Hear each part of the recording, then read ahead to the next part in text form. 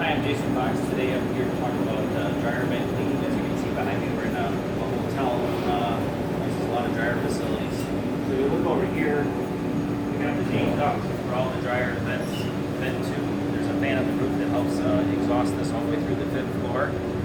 When doing commercial dryer vent cleaning, it's important that you keep in mind for all the controls. This duct has lots of sensors and as well as sprinkler heads inside of it, so if you're doing cleaning, you gotta make sure you don't set any of that off or ruin any of that, which would be easy to do.